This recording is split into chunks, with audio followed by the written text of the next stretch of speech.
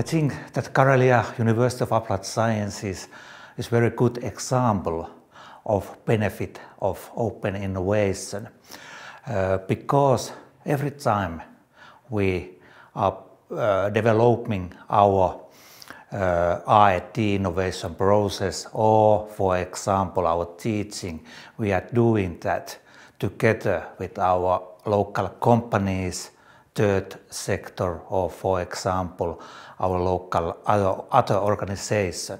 And by doing so, we are very easily to able to see what is the need of the end users, and of course all our actions are closely integrated to our teaching.